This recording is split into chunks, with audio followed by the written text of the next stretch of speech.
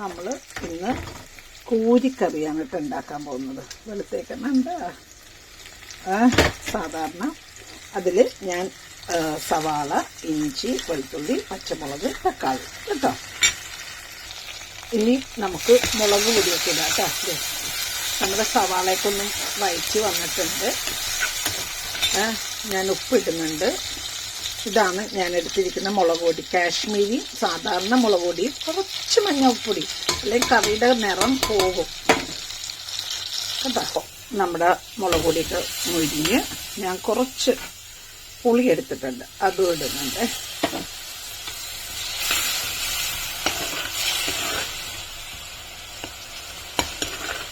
Okay, കുറച്ച് വെള്ളം ഇട്ടാൽ മതി.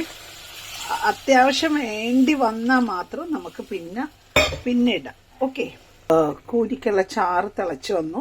നമുക്ക് പയ്യെ പയ്യെ കോരിയിടാം. സിം ചെയ്യണം കേട്ടോ ഇടുമ്പോൾ.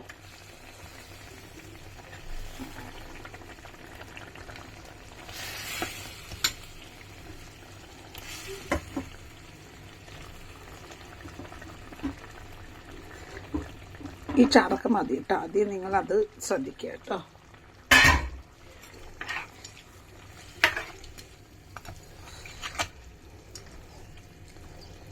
കപ്പയൊക്കെ ഉണ്ടെങ്കിൽ നല്ല ടേസ്റ്റായിരുന്നു.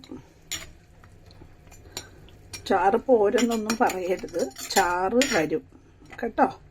ചാറ് നമ്മുടെ മീൻ തിളച്ച് കഴിയുമ്പോൾ ചാറ് വന്നോളും. മീനിൽ കുറച്ച് വെള്ളം ഉണ്ടാവും, എപ്പോഴും അത് ശ്രദ്ധിക്കുക. ഓക്കെ, ദേ നമ്മുടെ കോരിക്കറി റെഡിയായി. അപ്പം എന്താ ചെയ്യാന്ന് വെച്ചാൽ നേരിയ തീയിലിടണം, സിമ്മിൽ. അപ്പോൾ ഇത് ഇങ്ങനെ നെയ്യൊക്കെ മുന്നോട്ട് വരും കണ്ട. മീൻകറിക്ക് എപ്പോഴും ഒരു നെയ്യ് കാണണം, അല്ലെങ്കിൽ ഇറച്ചിക്കറിക്ക് ഇങ്ങനെ പൊന്തി വരണമെന്നുണ്ടെങ്കിൽ സിമ്മിലിട്ടാൽ മതി കേട്ടോ. അതുപോലെ മീൻ നല്ലോണം വേകാനുണ്ട്, കോരിയാണ്. അപ്പോൾ ഓക്കെ കേട്ടോ.